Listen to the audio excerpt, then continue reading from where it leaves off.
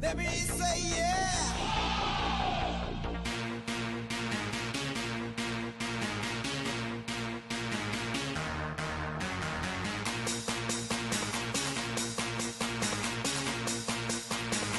Let me say yeah.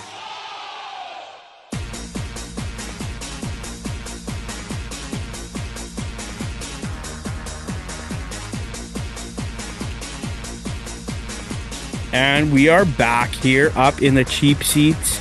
A lot has changed since we last recorded. We will get into that. As always, I have my co-hosts with me. Jimmy Ward, how are you? I'm good, Phil. Yeah, if you look at the Stanley Cup Final, none of the seats are cheap anymore. Right? Tickets Oh, are going for quite a bit. I've seen that. I was just having a conversation with some people here too, and I saw like some box seats were going for like a crate like over 10 grand. I Which, don't know. yeah, Yeah. you'd have to eat a lot of burgers to make that go a long way. If What do you? Edmonton had a chance to win the cup at home, I could see paying that much. But really, you're just watching them try and stay alive in other game. That seems like an awful lot of money to invest in that game. I Well, I have a agree. crazy story for you guys in a second, but that voice you just heard is our other co-host, Nick Nosebleed. He's back with us tonight. Nick, how That's are great. you? I'm doing good. I'm doing really good. The weather's nice finally, which is, I nice know. to enjoy. So I was Yeah, tempted to record outside, but a lot of traffic sound. I know. I thought about it too, but we had my oldest son Theo. It was his birthday party tonight, so he had a bunch of his buddies here, and I was standing outside talking to some parents, and yeah, those mosquitoes are they're starting to pick up the pace here, just like the Edmonton Oilers picking up the pace. But yeah, really quick story I wanted to tell you guys. So I was talking to a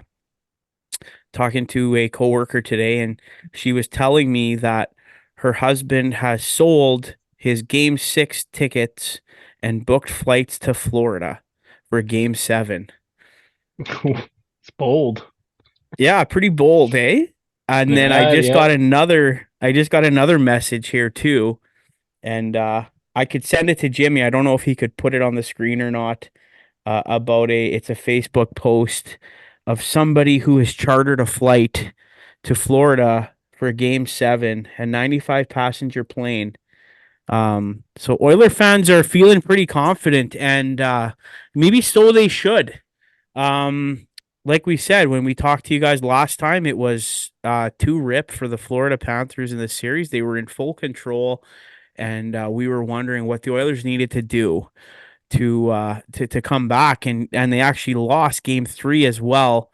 But since then have clawed their way back, and you know that old song, the boys are back in town.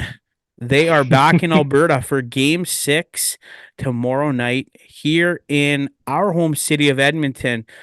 Jimmy, what have the Oilers done to turn this series around?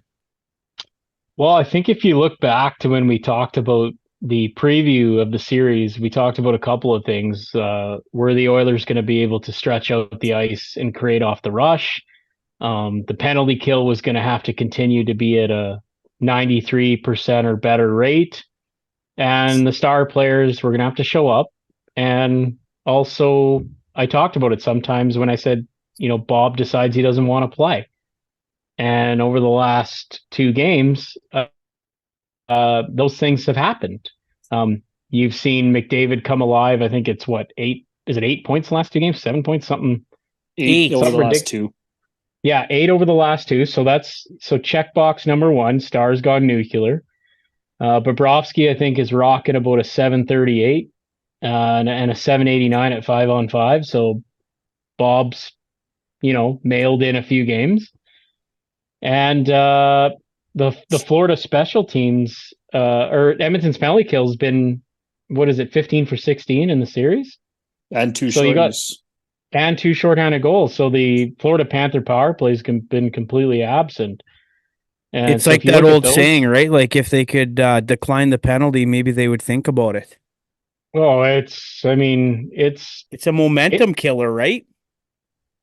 yeah. Like when I watch that power play, like that Panthers power play. That's a bad power play in the regular season, like of a team that's not in the playoffs. And I talked about now. I know that Maurice, has made an adjustment. It looks like Oliver Ekman-Larsson's going to quarterback it now, which I think should have happened games ago.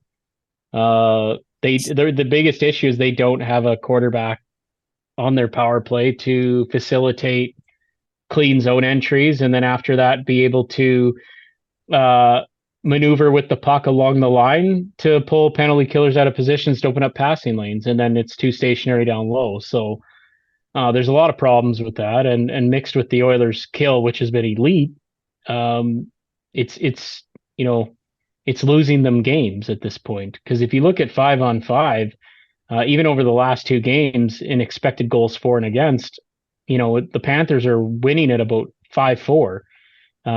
In the last game, they had 17 high danger chances to 10 at even strength. So the Panthers are fine at even strength. The issue is when McDavid's away from Barkov, and special teams, and Bobrovsky's, he just seems to be an absolute crater right now. So those are some things that Florida is going to need to fix. I do like they've moved some guys around. It looks like Verhaeghe's going to move up on that top line, and Rodriguez is going to go with Bennett and Kachuk. It looks like Cousins is coming in for Oposo, so they're they're going to have a little more speed, and they got to get better. They got to get better at dumping the puck in. I think it's been too easy for Skinner to stop a lot of those, and then the D is able to retrieve, and then you can't really get a forecheck established. So, yeah, it's pretty stark contrast from the first three games. But the good news, if you're a Florida Panthers fan and maybe you're feeling a little bit nervous, is these things are correctable. It's not something necessarily that the Oilers are doing that the Panthers can't overcome. But time again, like we said with the Oilers, right? Like if they don't figure out how to get to this, we talked about how the Oilers couldn't get to the in between the dots. Nick had talked about it. If they didn't figure that out quickly, they were going like this was going to be Panthers Cup. So in the same thing, if Florida doesn't get some of these issues sorted out, we might be going back for Game 7, and we might see history. So that's sort of my assessment of it. Nick, if you want to touch on more or anything you've noticed as well. No, I think you covered it pretty good. I mean, for me, the biggest things have been, obviously McDavid, like you said, has gone nuclear. Skinner has made some he's made some really good saves. Like he's made a couple of those cross crease saves early. I think it was off Ekblad in Game 4. Really, really nice stop there. And he's been solid. And I think the things that kind of made Florida successful in the first two games, they were getting guys to the net, and they seem to have gotten away from that a little bit. Their forecheck hasn't had as much energy as I thought it did earlier in the series. And I think, Nick Cousins should be able to help that. Like he said, he brings some speed. He's the most hated player in the National Hockey League, which is something to say. And I think, like him and Lomberg, I think, and Stenlund, I think that line is going to have to take some shifts tomorrow night. And I think they're going to be, I think, hopefully that helps get some energy, because their top guys just haven't been great. I know Kachuk had a couple of points in the last game, and maybe that opens the door for him. But at this point, Florida's stopped forcing the defenses or the Oilers' defense as much as they were earlier in the season, or earlier in the series. Sorry, and Edmonton hasn't made as many turnovers and mistakes in their own zone. And Florida's struggling with, they're an opportunistic team, and when they're not creating those opportunities for themselves, they're just not as effective. Yeah, I think you nailed it there. Yeah, absolutely. And we were kind of talking about before we hit record, and Jimmy, you kind of put me in my place, because I'm sitting there wondering where Barkov went, because I feel like his game has kind of changed a little bit since that elbow. But why don't you just break that one down? Well, I don't think Barkov's changed that much. I think the job that he's doing in terms of neutralizing McDavid at even strength is he's still doing a pretty good job. The issue has been when McDavid gets away from them. I mean, you could talk about maybe outside of maybe there might have been one where he didn't have a great back check on one of the plays, but for the most part, I think between him and Draisaitl, I think he's doing all he can. The issue is that Barkov is also, he's an 85, 90 point player, but because of the task at hand, he's forced to defend, right? And that's what McDavid does, regardless if even when he wasn't getting points and people were saying, well, he's got to step up and he's got to do this and that.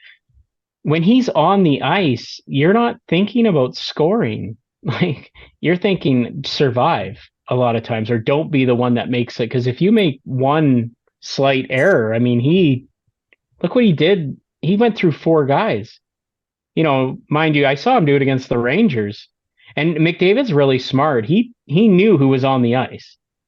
He saw Mikkola. And he knew, okay, these are the guys I can definitely expose.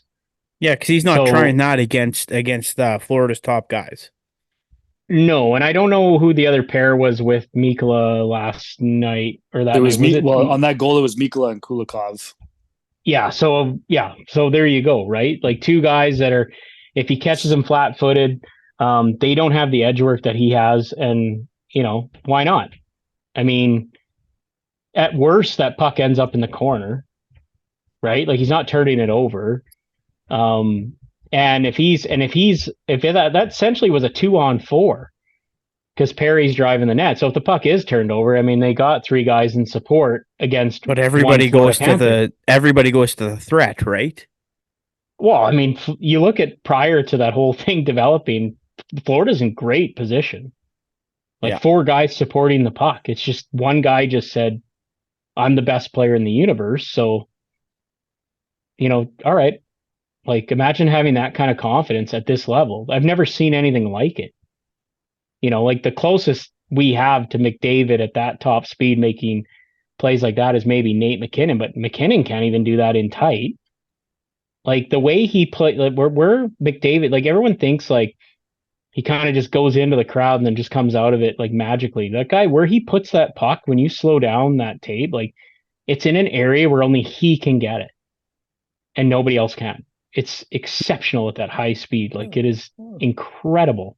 Well, I mean, it shows how, like, not only are his feet quick, but his hands and his head are moving at the exact same speed as his feet, which is unbelievable. Like, that's just the way that he almost looks like he floats. He's so quick on his edges, and he rarely puts the puck in a bad spot, like you said, Jimmy. But he's like a chess player. When he sees those guys out there, he recognizes who's out there. He sees where the spaces are, and he's going through all this in his head while he's going at, top speed, 30 miles an hour, or whatever he gets up to. And his hands, he's deking around guys. Like, you can't physically stop him. You can barely contain him. You just have to hope that he's not going to expose you every time he's on the ice, but 90% of the time he does. Well, I think one of the other issues is Florida's kind of gotten away from, besides Barkov, just being above him. I think they have to have somebody above him at all times, because if he picks up speed, like, it's just too much. You're either taking a penalty and then you're putting that power play on the ice, or he's making some magical play.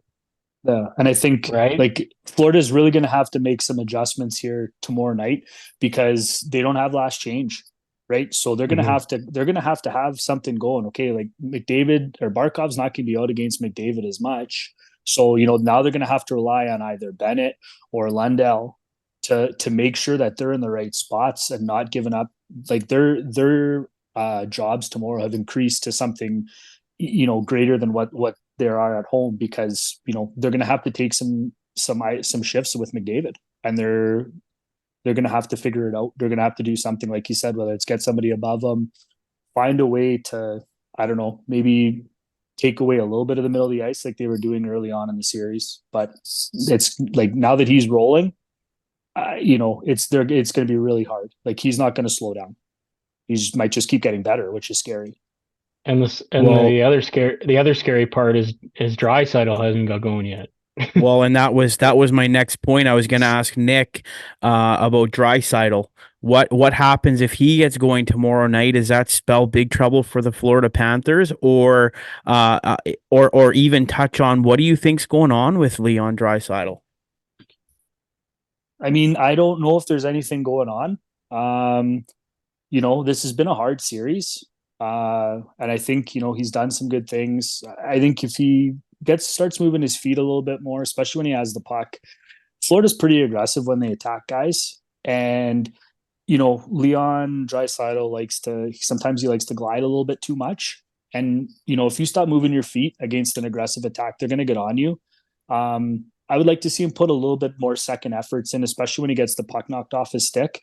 But you know what? I mean, if he gets going, look out, I guess, that's just another threat from Edmonton. But I mean, at this point, I think if McDavid and Skinner can keep playing the way that they have in the last two games, I don't think Florida can win, to be perfectly honest with you. They don't have an answer for McDavid, and they're not getting enough traffic and real good. They had 17 high danger chances in the last game, but they got to get more guys in front of the net. They got to do what was making them successful in the first, two games and two periods. They've kind of gotten away from that, and they're having a really hard time finding goals. I mean, even the Tkachuk goal the other night was just a bad turnover by Edmonton, right? And he just walked in free and scored, and he got, it kind of gave him a little bit of momentum and whatever, but they're not creating enough on their forecheck right now. I think a lot of that is poor dump ins. Yep. I think what they got to do is cross corner and have it die in the corner. Because they always have the weak side guy going in, whether it's the weak side winger, or the weak side defenseman. He's always pinching down. So you got to put in a spot where they're, because the Edmonton's, their defense is doing a much better job of moving the puck up. Like Philip Broberg has been outstanding with that. Like his puck retrievals, and just he takes a few steps and he makes a pass and it's out of the zone. And he's been really good with that. And him and Nurse have actually been a pretty good pair because Nurse doesn't have to worry about that anymore. Like that's not his job now, right? Like he can focus more on, and there's, he scored the goal in game 4. He's been up the ice a little bit, but being the sole puck mover when he was with CC created problems, but now that responsibility is kind of shifted to Broberg, and it's really helped. It's really helped Darnell Nurse, to be honest. Like he's been pretty good the last couple of games. And credit Knoblauch as well for putting him in, because I don't know of any other coach that would have done it. Yeah, I think he saved them. Yeah, he really has. Like he's given them another.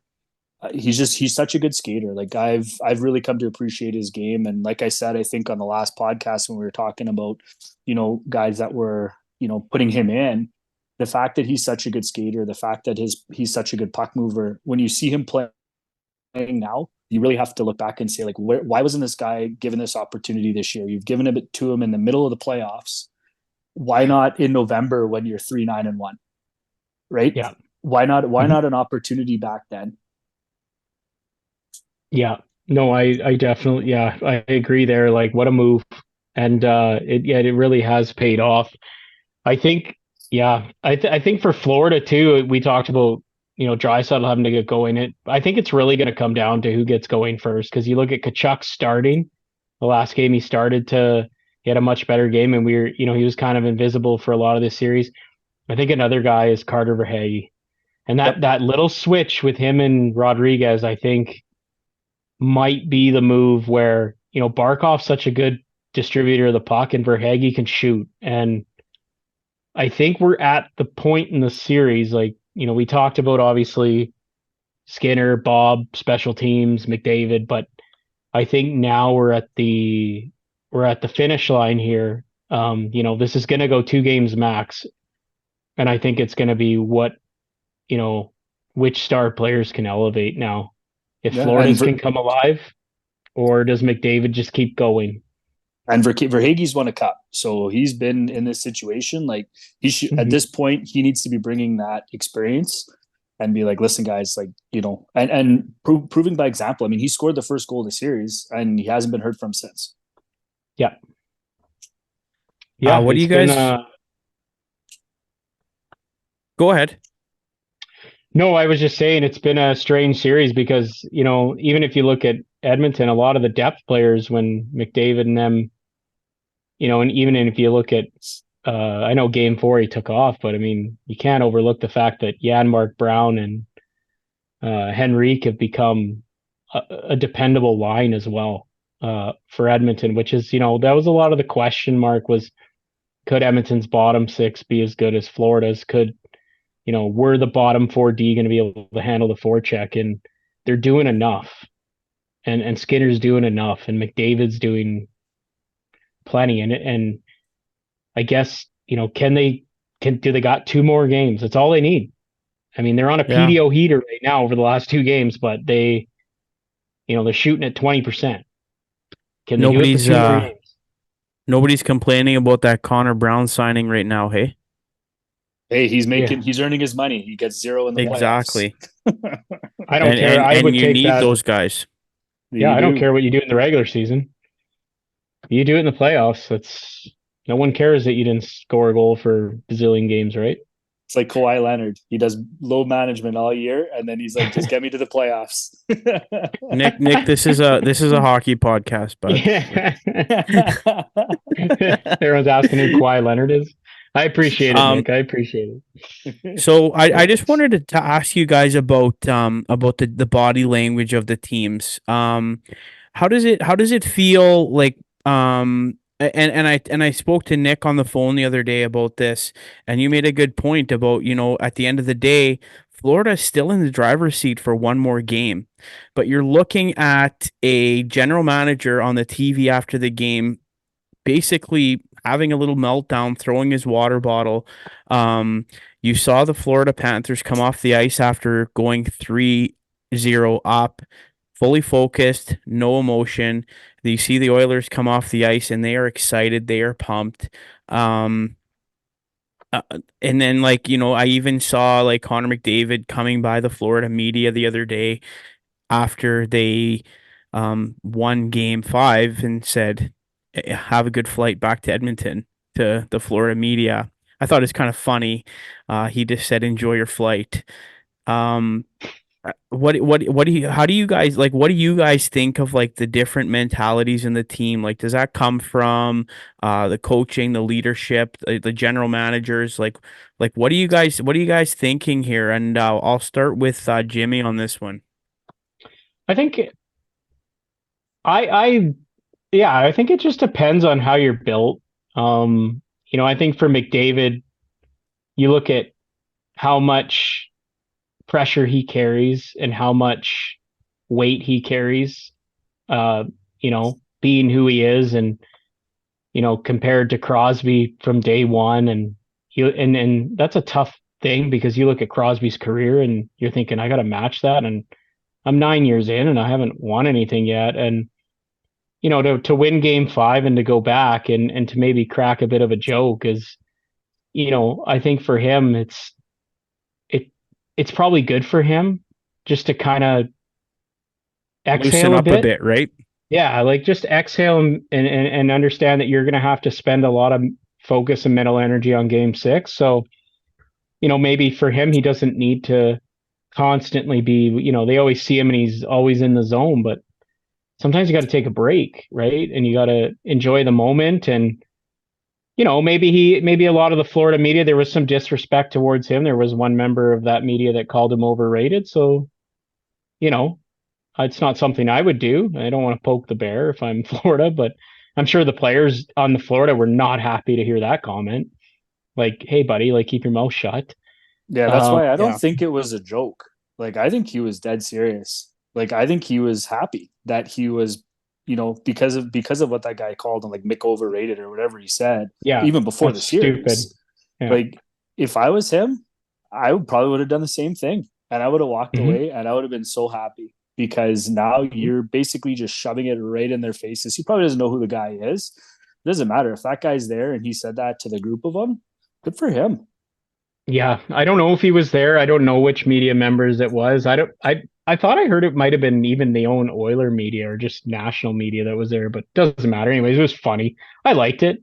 It's off the cuff. He's having fun with them, right? I mean, would you rather him just walk by and ignore him? No, I think he's being jovial in some aspect, and I don't see a problem. And on the other side, if you're the Florida Panthers, I mean, you go up 3-0, you're coming off the ice in your business. You don't want to waver out of whatever it is you're doing.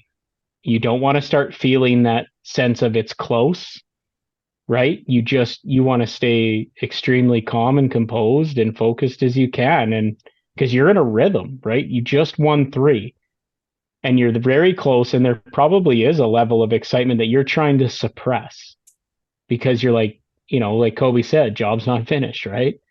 Yep. So I, I don't mind that either. Like I know for someone like myself, and obviously I didn't play anywhere near this level, but when I played games, I felt like the more quiet and calm I was, the better I was, the better I played. Like I just would try to calm everything about myself because I know that when I went out and I played that way, I would make better decisions. Other guys listen to pump up music. Other guys yell and psych themselves up, and everyone just handles things differently. I don't think there's a right or wrong way.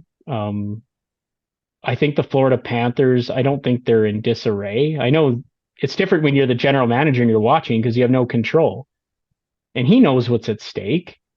He knows that the Oilers, what they have on the other side, where one guy can literally win you a game, regardless of what your game plan is. It's got to be an anxious feeling as a general manager to be like, I might, like, a frustrating part of like, will I be on the wrong side of history? How's that going to affect my legacy? How's that going to affect even me having a job in the future? So Yeah. I think it's okay. Chuck a water bottle, show some passion. You're invested. You built this team and you're one single win from euphoria. And he's made some huge trades and some Yeah. huge deals. Mm-hmm. So yeah, I agree. I totally agree with you. And Nick, I'm gonna ask you this question. So Matthew Tkachuk before game 5, this was his quote. We have a chance to capture our biggest goal of our lives tonight. We're gonna go do that. Do you think that gets into the Oilers locker room? Do you think someone says, "Hey, Matthew Tkachuk just basically gave the Mark Messier guarantee tonight. What are you gonna do about it?" And then also touch on, I think Kachuk had his best game of the playoffs probably in that game too. So, what are your thoughts on that? Yeah, I mean, you know what? The Oilers, after they won game 3, seemed to think that they were going to be, or sorry, after they won game 4, seemed to think that they were going to be coming back to Edmonton. So I think it's just stuff that's said, right? The Oilers talked about how much they believed, even after they lost game 3. And then after game 4, it was even more. I don't know if it shouldn't affect it this much. If you need somebody from the other dressing room at this point to motivate you to want to win a hockey game in the Stanley Cup final, I think that's probably more of a problem than it is a good thing. You know, you should probably want to drown out as much outside noise as possible and just focus on yourself. And Kachuk is, I mean, he played in Calgary. He's a guy who's going to wear his heart on his sleeve. He's going to be involved in every single scrum. He's going to say something. He's going to do something. That's his game. And I think you're right. I thought he had his best game of the series in game 5. He was definitely a difference maker in the second half of that game when Florida really started to take over. And if he can carry that over into tomorrow night, he might be, he'll lead Florida at least, again, give them a chance. But I think for Florida, like, they're coming in, like, we talked about this in the last podcast when, I mentioned that what Kachuk had said at Pat McAfee show. That's 20 guys coming into an entire city. It's 20 guys versus an entire city. And, in game 5, I guarantee you Florida was sitting there. They had their celebration stuff picked out. They probably flew in all their family, had all this stuff figured out. And then they forgot that they still had to go win a hockey game. Right. And you could see the first half of that game, they didn't play very good. Right. And then it was, McDavid makes that unbelievable play on the Perry goal to go up 4-1. And then 14 seconds later, Florida scores. And then Florida's like, okay, we got to get going here. right? So you could kind of see the switch flip a little bit. They're coming to Edmonton. I can guarantee you there's no celebration plans. Maybe one or two, maybe wives and kids are flying in and the team's handling it. They're here to do their job. It's going to be a way different atmosphere around the team than it was in Florida, because it's, you got to go on the road, and it's probably a little bit, there's way less distractions on the road, right? You get to your hotel, you hunker down. Here, geez, the rink is a 2-minute walk from your hotel, right? Everybody stays at the JW Marriott. You don't have to go outside. You're just here, you're focused on your job. And I think I think that will probably help Florida. And hopefully Bill Zito doesn't have to break any more water bottles. But you know what? I appreciate the passion, and I appreciate the confidence of a guy like Tkachuk. Like, every player is confident in their own way. And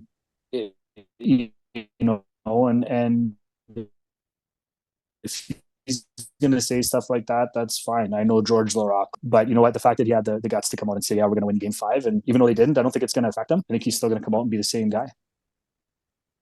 I mean, it's no different than the Oilers coming out and saying, we're not done. Yeah. Right? That's a guarantee as well. And all you're doing is you're just instilling confidence in your team to saying, yeah, of course we're going to, like, why wouldn't you believe that? Why wouldn't you believe that you're going to go back home and we're going to get the job done? Just like the Oilers said, we're going to drag you back to Alberta. Yeah. How is that any less of a guarantee, right? Like, obviously, only Oiler one fans, team or Oiler fans buying tickets to Florida. Well, at the very least, don't play. School's out. It's July, Canada Day weekend. You can, if something happens and they don't actually play on Monday, at least you're going to Fort Lauderdale for the weekend. That sounds like it'll be a lot of fun. Go to the Elbow Room. PK Subban and Mark Messier were talking about the Elbow Room every broadcast on ESPN. So you might see those guys there. Oh man, probably.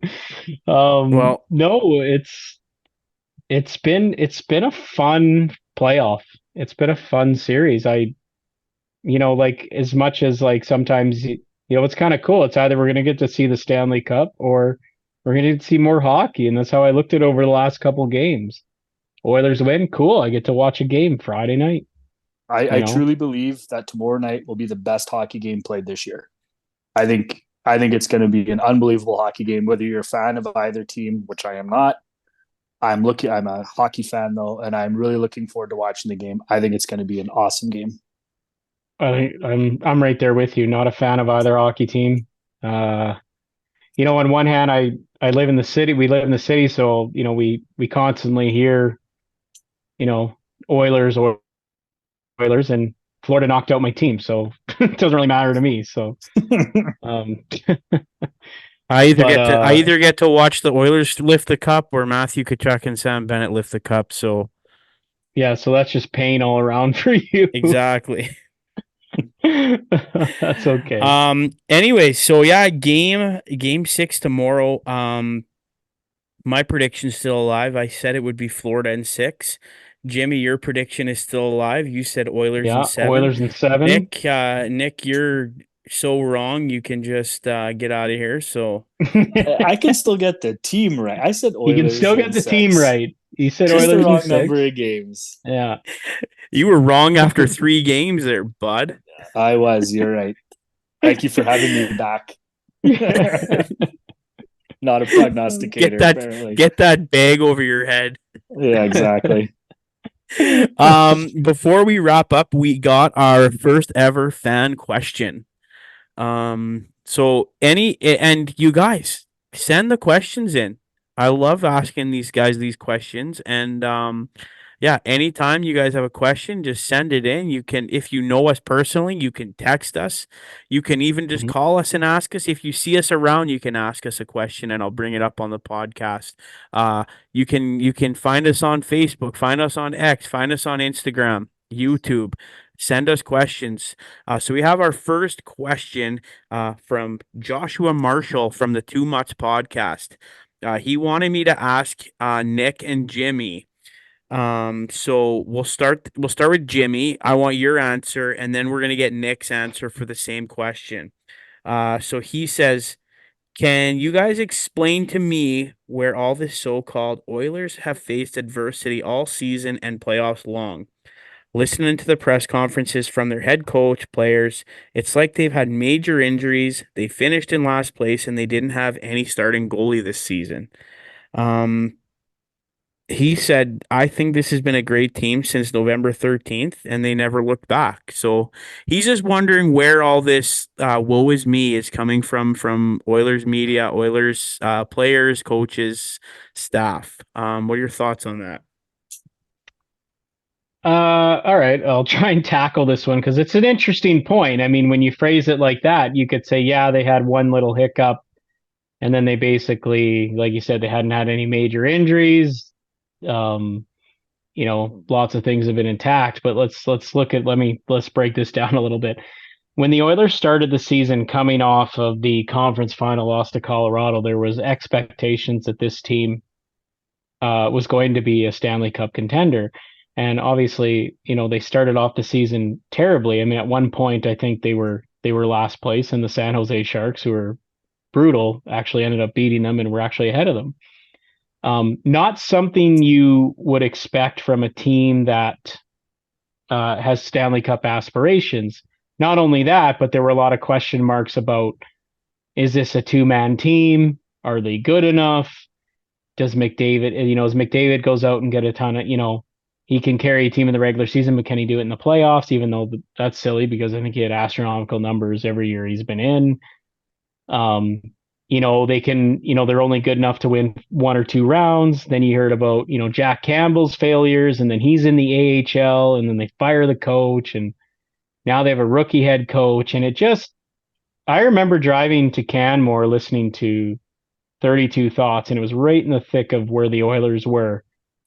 And I remember saying to my wife, I said, if they don't do something monumental, this, like, I wonder if this franchise will survive this kind of season. And when you're a team that's facing that much scrutiny, and well deserved, in a Canadian market where you have the best player on the planet, and there's tons of questions about how good you are and what you can build and why has it gone wrong and squandered money, overpaid defensemen. I don't think many teams can overcome that. And with a rookie head coach. And then they went on an all-time heater. And not only that, but the type of ground they had to make up, they couldn't even win their division. Like, they went on an 8-game, what was it, 8-game, a 10-game, and a 16-game winning streak? Like, just to finish second? Like, that's how bad it was. And then you go into the first round, and the expectations are like, okay, well, now you have the easiest path there. So now they have to overcome that. Then they almost face the brink of elimination against a team that has no starting goalie, and their best player is out in game 7. So there's the pressure of, well, you can't blow that either. Then they get to Dallas, and then people say, well, Dallas is deeper. And a lot of people thought, okay, well, this is where the buck stops here. Now you got to face a real goalie. And then they overcome that. And then we get to the Stanley Cup Finals, and, people say, well, this is a different animal in Florida. They go down 3-0. And then everyone is going, see, we told you, you're not good enough. And then they rattle off 2 wins. I just think a lot of teams just would have caved at some point at all of those points in the season. So yeah, maybe they didn't, they stayed healthy and all that. But I just think mentally, a lot of the mental hurdles that they had to overcome, I think would have caved some other organizations. To the point now where I think the Oilers are just playing hockey, and I don't think anything's going to bother them. I think Florida is going to have to beat them. I don't think there's anything, like, the Panthers could go up 3-0, and the Panthers are going to have to play like it's 0-0. And the Panthers are going to have to beat them, like clean. to win the Stanley Cup now, because the Oilers have gone through it all. Like, they really have. Like, when you think they're dead, they come alive. It's been crazy and wild to watch. You don't know what you're going to get from that team, and especially when you think they're dead. So I think that's what they've overcome. And you said it. You said it after game 4. Like, it feels like it's almost meant to be for the Oilers. Like, the reverse sweep would be the icing on the cake to win the Stanley Cup. I mean, what a story that would be, but there's a very good team standing in their way. Right? So, I mean, yeah, I think they've gone through a lot. I think their fans have gone through a lot this year and over the past 10, 15 years. And yeah, they've been gifted. They had to change the lottery rules because of them. They've been gifted a lot of that team, right? So, I mean, No, you're going to get kneecapped. well, I mean, it's not a lie. I mean, you How dare you win a say lottery, that? like nobody, yeah, like you get Connor McDavid, you didn't do anything to get him. You weren't even the worst team that year. So, you got to have, there's a bit of luck to it, but, they could say past first round picks or first overall picks they squandered or failed to develop. So I think there's a lot of hate from other fan bases based on that. It's like, how many first overall picks do you have to squander before you become good? Right. And then, Well, I heard a good quote the other day, and I shared it with you guys, but I thought it was good. You, you can only be as good as the Edmonton Oilers if you're as bad as the Edmonton Oilers. it's a lot of franchises. I mean, Pittsburgh was pretty awful. Chicago was awful. Tampa was not very good for a while. Florida, they built their team kind of weird, but they were never relevant for a very long time. But they're right there now. You look at a lot of the teams that win the cup and they go through a period of time where they're the laughing stock of the league. And yeah, I mean, Nick, want to hammer on that question as well? Sounds good. I'm going to take it in a different direction because I'm not as forgiving perfect. about this as you are, Jimmy. Okay. So I love it. Because to me, the crux of the question is, the adversity part of it. Where's all this adversity? And let's be honest, coming into this season, the Oilers' mantra was what? Cup or bust. Cup or bust. Right? That came out Cup of Connor bust. McDavid's mouth.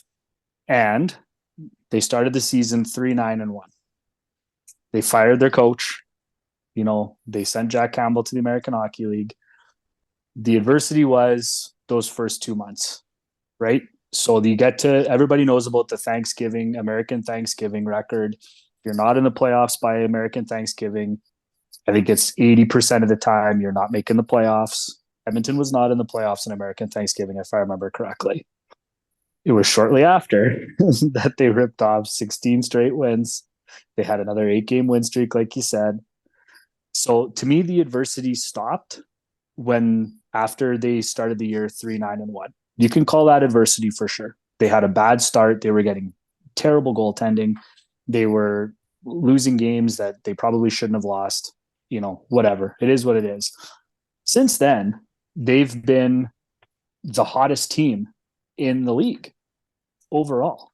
Like, is there any team that has won more games since mid-November than the Edmonton Oilers?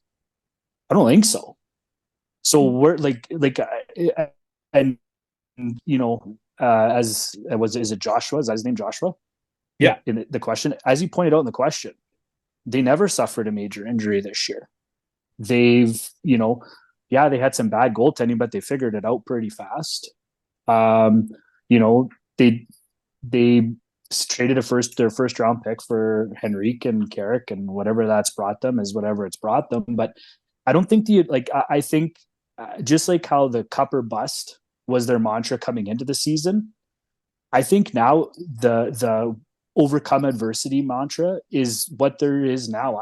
I don't know if it's so much of a they obviously truly believe that they faced adversity, but I think at this point it's more just something in their heads to remind them that this is hard, right? This league is hard. Winning in this league is hard. I just think it's their way of reminding themselves that they can't take nights off. I don't believe that they faced this insurmountable amount of adversity this year, because if they had, they wouldn't be where they are. Like, in fairness. And I mean, McDavid had over 100 assists this year. You know, Zach Hyman had what, 54 goals, 57 goals, somewhere in there. A guy who's never scored more than 30. So, like, I understand the adversity at the beginning of the year, but past November, I don't see it. And you brought up some really good points, Jimmy, about the playoffs. You know, they're down 3-2 to Vancouver in the series. They have to come back and win game 6 and 7. They're down 2-1 to Dallas in that series. They have to come back and win. Great. But that's playoff hockey. I don't believe that that's adversity. I think that's just playing good teams at the toughest time of the year. Yeah. I mean, I it's funny because I kind of think we're both correct in a way, would you say? Or because I think I came at it from what the mental grind would have been based on expectation.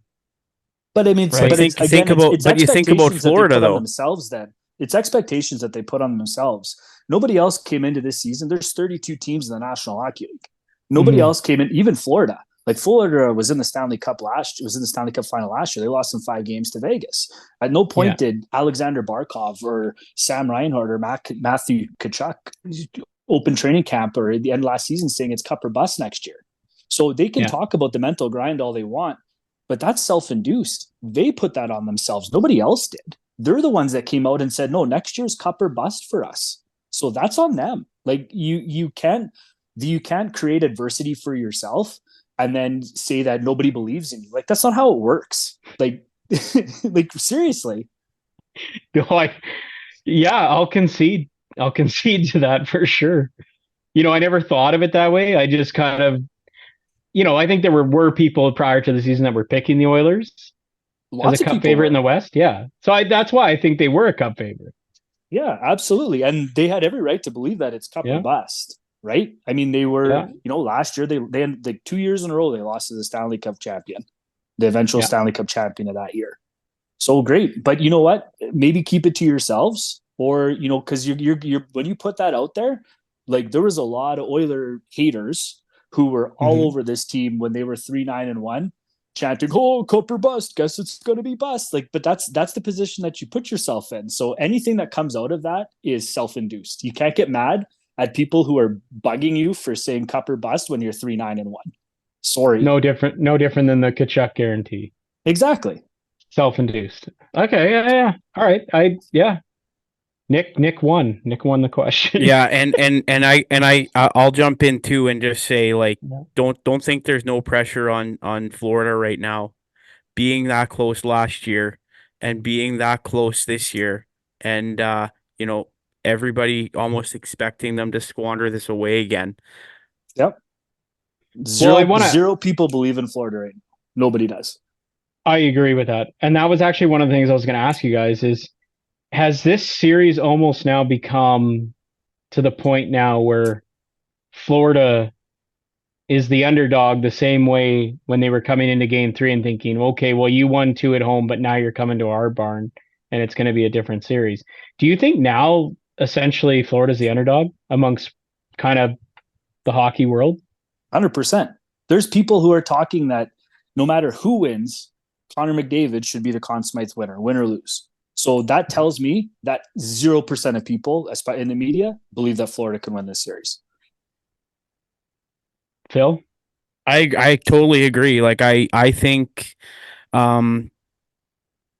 like you watch like the afternoon shows like on Sportsnet and TSN, and they're all in on the oil. Like look at the Spit and Chiclet boys. They're in a Florida box, like, going crazy for the Oilers. They're Oiler crazy. They're the only team. They're the only team that's gonna win, and they have to win, and it's a guaranteed win. Like, I just feel like it's like the series is over. Like, I feel like the Oilers have won. I'll touch on the Spit and Chicklets one though. Their job is to garner engagement. They'll do it however they want. Like, I'll remember when Biz got Ranger fans all in a rile when he called them frauds. and Fugazis, and I knew what he was doing, so I didn't take the bait. He's a smart guy. Like is goofy as sometimes he appears with a lot of his stuff. They know how to get engagement. So of course they're gonna jump on one side and get one side really angry at them and the other side loves them, and that's what they do. They're almost like wrestlers, heel and face all at the same time. So I don't take anything they say seriously when it comes to who they're cheering for and what they're doing. They don't care. They've cheered for every single team this year at some point. So Do you think that stuff like bothers the Panthers players and management though? I guarantee you that they have conversations with those guys. They, when they do their golf, what do they do the golf one? The sandbagger. Oh, they're talking. They know these guys. These guys know what they're doing. They know what they're all about. Their podcast it's geared towards engagement. They have a niche type audience, a certain type of demographic that they cater to. And look at Witt. Witt was all Oilers, and then when they were at the beginning, when they were last place, he jumped off their wagon, then he jumped back on, and Doesn't Biz Ryan was all Whitney for the hate the Oilers? No, well, that's the thing. Now no, he loves them now. And then you look at Biz, he was all like pro Leafs, and then they got eliminated, and then Flames. he jumped He on used to with like the the Oilers. Flames. Yeah. Then they made those wagon shirts for the Rangers when they went on the 10-game heater, and then all of a sudden they're frauds. And No, they did it to Buffalo, didn't they? yeah, they did to Buffalo. They did to And New then Jersey. Buffalo missed the playoffs. Yeah, like they're all over the place. I laugh when I see them. Well, here, I'll just put this out there. If the Florida Panthers are listening, the cheap seats will gladly accept flights to Florida and a box for Game 7, and we will go all in on the Panthers. And you know what Florida would say to that? There is no way there's going to be a Game 7. Yeah, that would. And well, if Cates is listening, we'll cheer for the Oilers if you want to give us a box. And I mean, we'll be join there. the Spit and Chicklets boys, yeah, for sure. So, with that point, Nick, let's just get to it. What are your predictions for the finale of this 2024 NHL season? Nick, you first. I know you're ripping me pretty hard about my prediction, but I'm sticking with the team that I picked, even though I can't get the number of games right. I'm sticking with the Oilers. Not in 6, though. Clearly. Unless, McDavid scores in his own net, then you could kind of say. Yeah, maybe. I don't think that's happening. No. Hey, Jimmy, you have to share the play on story really quick about ripping one in your own net. The one where, okay, yeah. Yeah. I think it was like we were losing pretty bad. I can't really, what was that one? Was that the one with Cote in net? Yeah, Dave Cote was in net, and I'll just tell the story really quick. Yeah, you tell the story because I'm trying to remember. So anyways, in play on, there's like a 7-goal mercy rule, and it was hot out, and we were all just waiting to like go out after, and it was 6-0 in like the first period. Jimmy gets the ball and just rips it high shelf on our own goalie for his 7th goal, and that was it. Yeah, we lost 7-0. Yeah, I remember Dave 1 year. We didn't. I did. That's sick. I wish I could have won that tournament. Anyways, off topic. Times, but yeah. But back to it. Are you sticking with your prediction too? Yeah, I just think it's been complete chaos so far. So I think that it's going to come down to the final game, and yeah, I won't waver. I think I believe what I said going into the series would happen, and it's playing out not exactly like I thought. I didn't think Florida would go up 3-0, but we're at the point we're in 6 and with a potential of Game 7, and so yeah, I'm going to stick with it. I'm going to stick with Oilers in 7. I took a lot of heat. When I predicted Florida in 6. I had to ask these Oiler fans the question, Why is that such an outrageous prediction to say Panthers in six?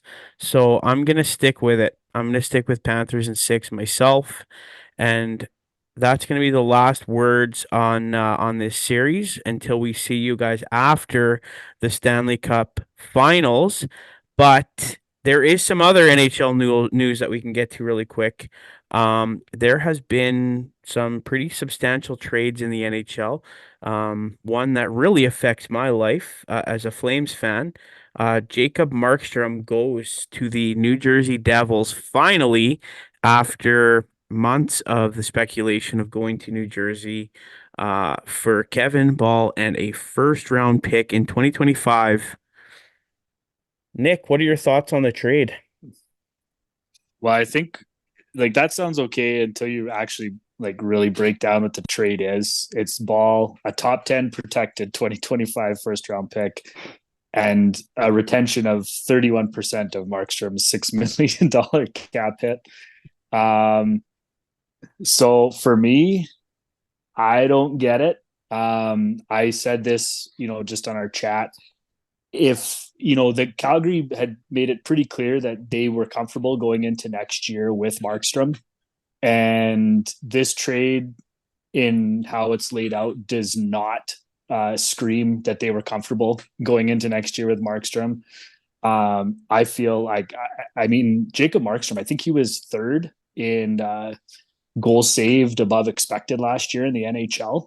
Like he had actually had in 48 games, like he actually had a pretty good season, and I think he's going to be pretty good in New Jersey. I don't get it. To me, this is a panic.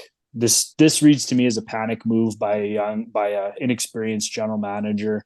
And I think the biggest domino effect for me on this is what's Nashville and Boston thinking with UC Saros and Linus Ullmark out there.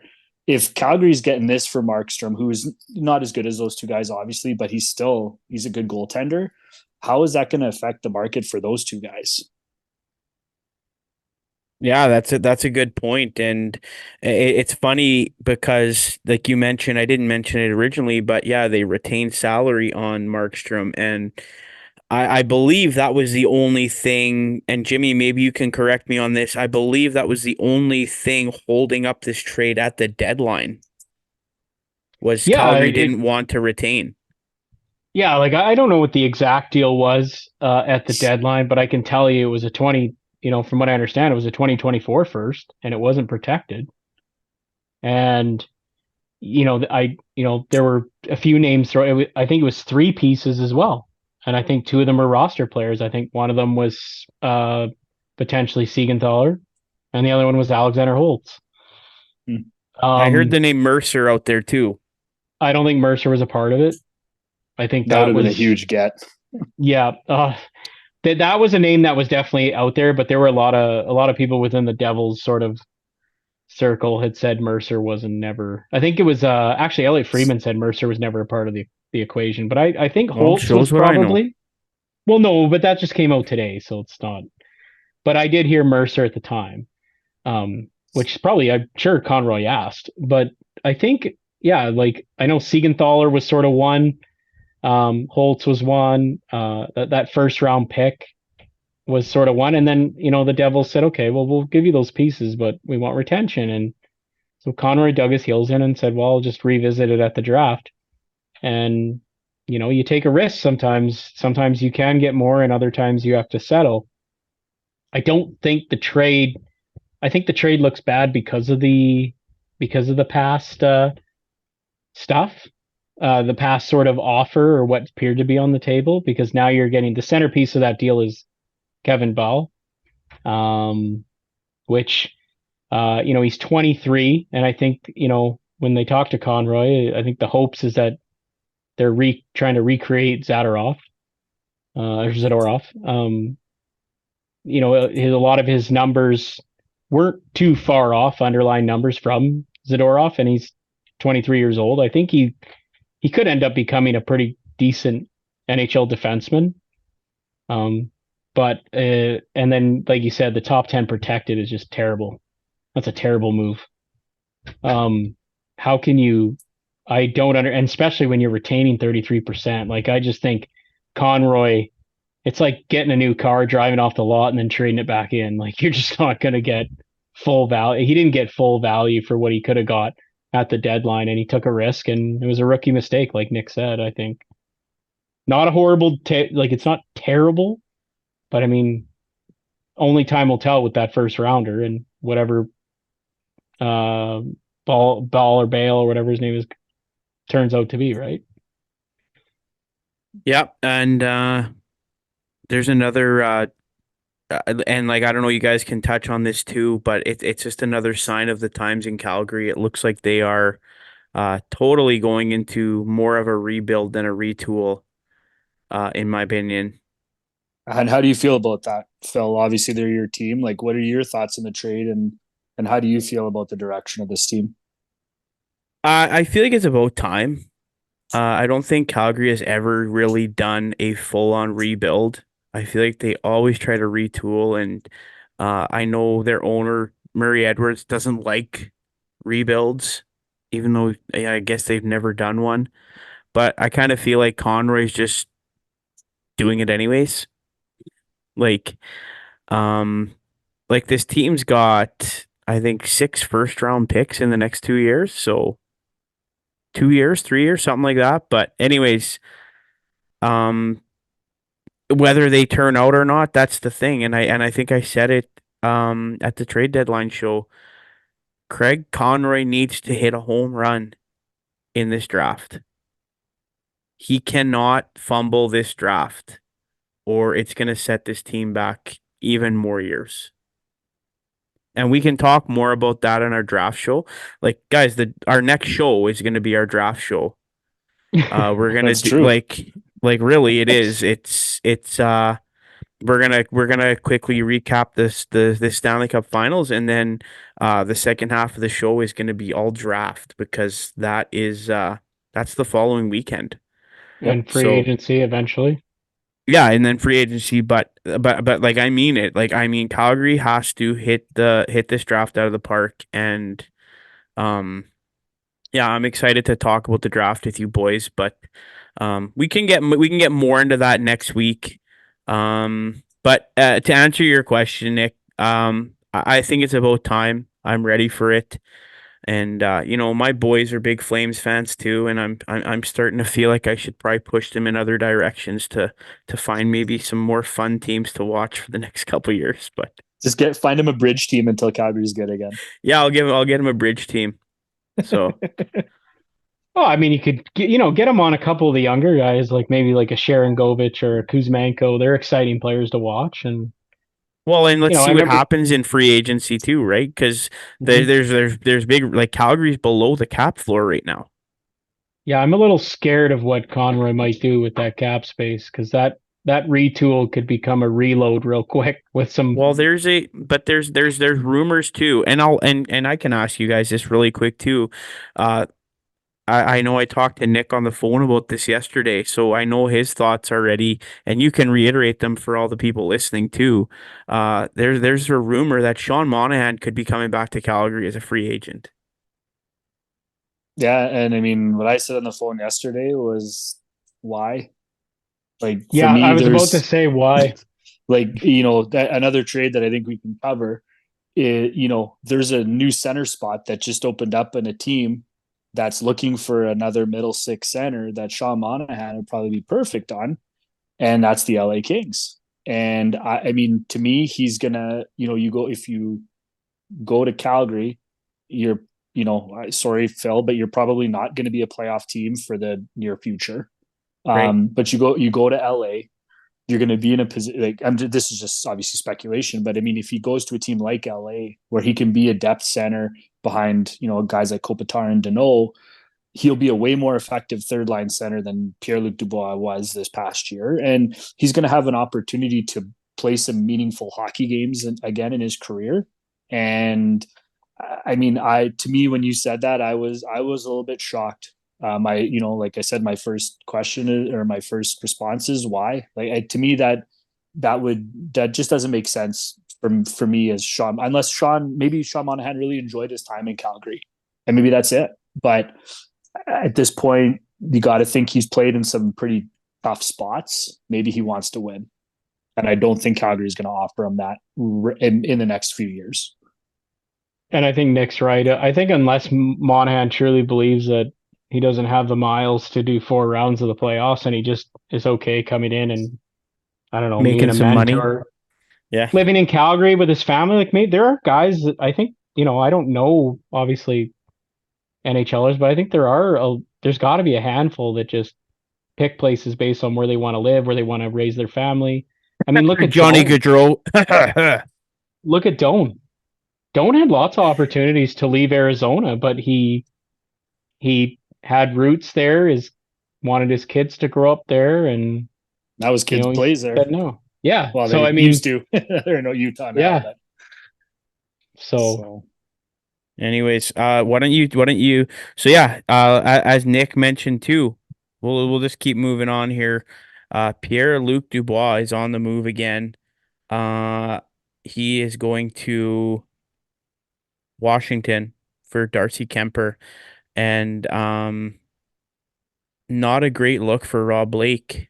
Why don't you break this one down? We'll go to Jimmy first.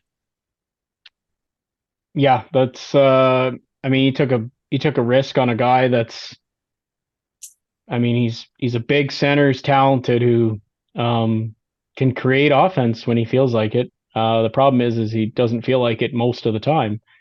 And he signs that big deal, and LA thinks they're getting their number one center, and it becomes a mitigated disaster. And rather than wait, Rob Blake, credit to him, because there's not a lot of GMs that can admit their mistakes. I mean, and he totally did, and he rectified it, in my opinion, the best possible way. Now, getting Darcy Kempler for, I think he's on 3 years, 5 years, something like that. I mean, he's got 3 left. Yeah, he's got 3 left. He struggled in Washington. He had some injuries, and I still think he's a pretty good goaltender. There's a candidate to sort of rebound. I think he's one of them. And LA's been a revolving door in net over the last few years, so why not take a chance and get out of the contract? So I credit Rob Blake there. And for the Washington Capitals, they've made it clear that they're not going to rebuild until Ovi's done. I think the problem is you look at that roster and the lack of center ice depth and the fact that they're not going to be good anyway. So I don't think it really matters. You bring in Pierre-Luc Dubois, like, you're either bad with him or you're bad without him. But at least you go to Ovechkin or some of their top 6 players and said, hey, I got you a talented guy. And the one thing I will say, if you look at the coaches that Dubois played for, he's played for Torts, he's played for Maurice, played for Todd McCollum, right? And they're all sort of that old school kind of mentality. And I look at a guy like Spencer Carberry, who I don't think gets enough credit. Even when I watched that Washington series, he got absolutely everything out of that team, and that team was awful. I know the Rangers swept them, but I was super impressed with him. Like, the way he made adjustments, the way he tried, but he just didn't have the horses. And I think if there's anyone that could, not saying he will get through, but I think Carberry is going to be the right guy for Dubois. And this is his last shot. And if it doesn't work there, I don't think it really matters, because Wilson signed for 5 more years. Oshie signed forever. They're already locked in to be a bad hockey club. So why not take the risk? Be a bad hockey club with or without Dubois. I don't think it really matters. They're going to go ahead with Charlie Lindgren as their guy. So they're not winning the Metro Division anytime soon. So really, I don't think there's this like, oh, now we're locked with Pierre-Luc Dubois. I don't think it matters. They were going to be bad regardless. So that's just kind of how I look at it. And at best, you found yourself a number one center, and at worst, you're still bad. So I could see how he made the deal. And chances are, Caps GM, probably before that contract ends, is probably not there. So these guys don't care when they sign the 8-year deal. They're never there to see it finish half the time. So that's how I look at it. Nick, any thoughts on Dubois? For me, this was a strange trade that I think could possibly be a lose-lose, even though both teams are filling holes in their roster. I just don't think they're filling those holes with the right guys. and with at the wrong deals. Jimmy touched on this a little bit. Like Backstrom and Kuznetsov are out of Washington, so right now like Dylan Strome is their top center. It's him and Dubois. Dubois could easily win that battle, but like Jimmy said, does he want to? Does he want to win that position battle? And to be perfectly honest, I don't know. I don't know the answer to that. I don't think anybody does. I don't even think Dubois knows the answer to that because he's never shown. To me, he's never shown a consistent work ethic. He's never happy. And I don't know if being in a situation like Jimmy described, where they're kind of locked into being a bad team for the next, 7 years that Dubois is under contract there, is he really going to be happy? And then on the flip side, I know, LA has been a revolving door in net, like Jimmy said, and Kemper, if he can stay healthy, he's going to be okay. The divisions, the division is the division. The West is a tough conference. He's going to have to play a lot of good teams. He's got to stay healthy. Like, when he won the cup with Colorado, like he gave them, league average goaltending. And with LA, if LA is going to have any sort of playoff success, he's going to have to be better than that. League average is not going to be good enough with some of the guys that he's going to be facing. Like, is Darcy Kemper going to win the first round series this year against the Oilers? No, it's probably still ending in 5. So, and for me, the other question, Jimmy touched on this too, was, I think Rob Blake's deal is up at the end of this year. So does him fixing his own mistake 1 year later, is that going to buy him maybe a little bit more time, or is he just a lame duck GM and at this point and he's done, and this sort of, was the line in the sand that's for sure going to end his time there? I agree with you. This end up could be lose-lose, but I also see it both sides as low risk because for Rob Blake, I mean, he gets out of an albatross of a contract and he takes back one that's not good, but it at least goes into his fan base and says, hey, we got a goalie that potentially could be better than anything we've had in the last few years. And a goalie that's played there, actually. He actually, like when he played there a little bit, I think it was 2017 or maybe 2018, sometime in there, he actually played a little bit there. He was quite good. Yeah. So I mean, maybe recaptures something. Like, I still think he's a good goalie. I just think that, there was that eye issue in Colorado and there was the injury issue, and Washington's defense isn't very good. Could be different. And he also saves himself some cap flexibility in term, right? Yeah. And like you said, for Washington, Kempler was never going to be the long-term solution. No. And he wasn't going to back up, maybe. And they were going to be bad anyway. So why not, I guess, just take a flyer on 8 years of Pierre-Luc Dubois? It's awful no matter how you slice it. Yeah. But I don't think I understand it. Like, I can make sense of it a little bit. Not well, but a little bit. I try to anyway. Like, I don't look at NHL GMs and be like, like a lot of fans and be like, well, this guy's stupid. Well, no, like if I'm trying to think of it from their perspective, that's how I would think about it. But yeah. One more move. I love how you broke this down in our group chat yesterday, Jimmy. So why don't you just break it down for everybody else? What happened with the New York Rangers yesterday? Yeah, so there were some rumblings that I think there was a lot of nervousness in the Ranger community. I think when we had Zararis on, he had talked about, was Drury going to recognize that he probably, after a 114-point season and being Game 6 for the Florida Panthers, whether he was going to recognize that you probably can't run it back with this core and with this team, and that, there were going to have to be subtractions before you start talking about additions. And I think I had mostly agreed with him on that. And one of the names that came up was Barclay Goodrow. And it's just simply, you look at Barclay Goodrow's production, and yes, he did produce in the playoffs, but he also had a shooting percentage of 40, which is not sustainable.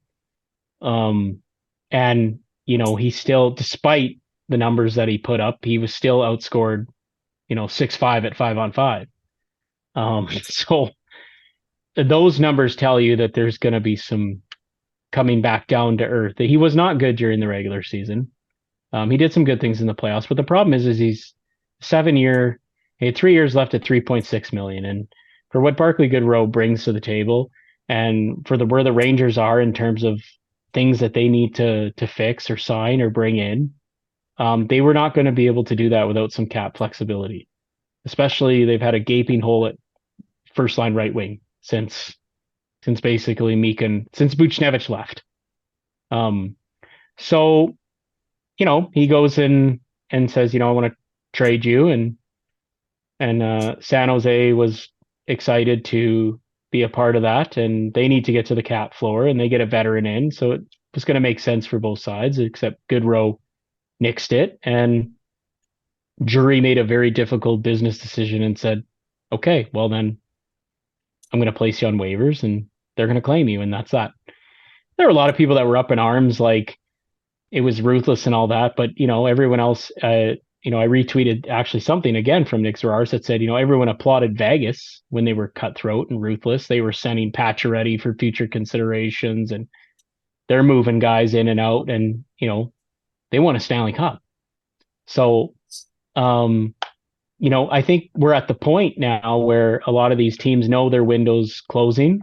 I think for the Rangers, the window is starting to shrink more and more each day, especially with some, guys like Shesterkin who are going to need new contracts, and eventually Lafreniere is going to need a new contract, and you need every single dollar you can. And at the end of the day, if it means you get 3.6 million or you hurt Barclay Goodrow's feelings,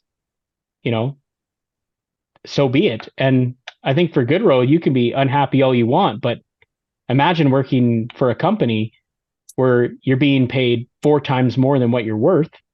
And then that company says, well, that's okay. We'll let you keep working for that, but we're just going to send you to a different department.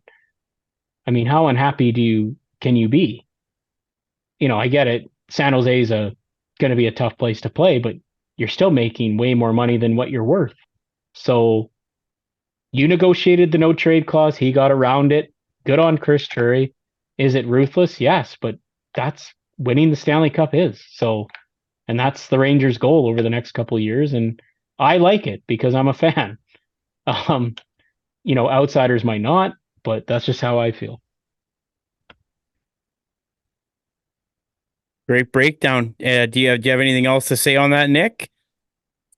Not really. It was ruthless, whatever. I mean, I thought it was a good play, and honestly, like Chris Drury was, obviously felt that Goodrow needed to go so bad that he was willing to give him away for nothing. So, which is essentially what happened, right? Like some GMs would be like, oh, okay, if you're going to nix the trade, then we'll try and move you somewhere else because they feel like they need to get something back for that guy, especially after the playoffs that he had. But you know what? Good for Chris Drury for realizing the problem and having the guts to really let that guy walk for nothing.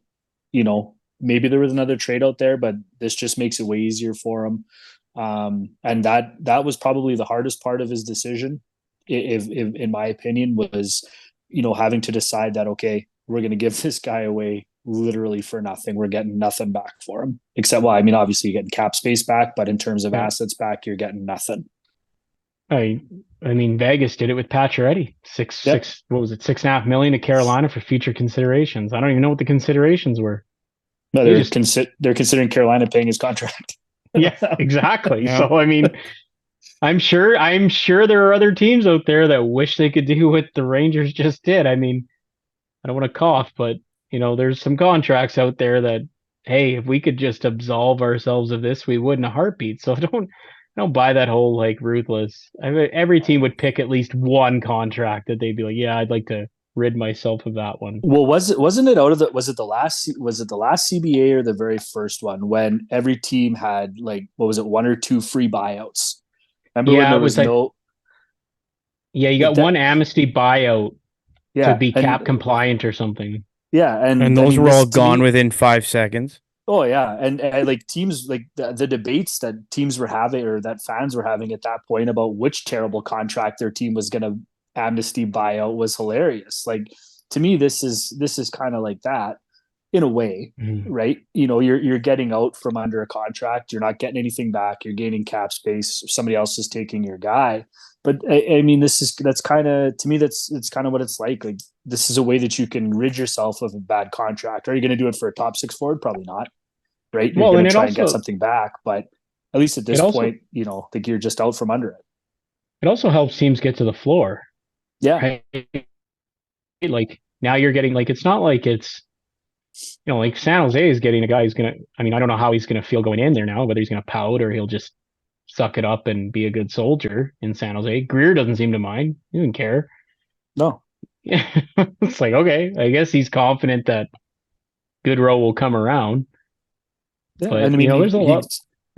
he grabbed Goodrow off waivers, then he traded for Ty Dellandrea. So you know he got two NHLers in one day yesterday on a team that was bereft of a lot of NHLers last year. So Yeah, you know what? You get two guys that'll come in and you know they're going to be able to play for you. So he should be happy because you know their team is bad. yeah. I remember looking at that lineup on many nights and going, oh my gosh, I don't know how they're gonna get out of the zone. Well, on some nights they didn't. They had two date nights in a row where they gave up 10 goals, which I watched was bananas. I watched way too many Sharks games last year because of the 8:30 start. Once all the other games are over, and you're like, there's still an NHL game on, kind of.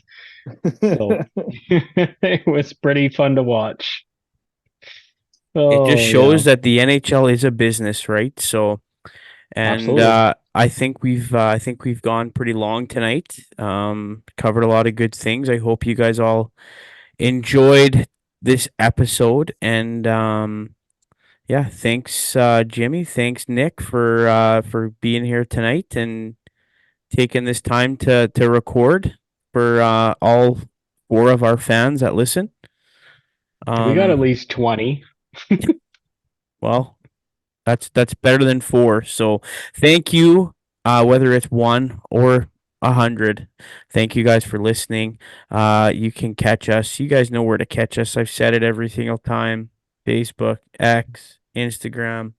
We are on YouTube. You can catch us on Spotify and on Apple podcasts.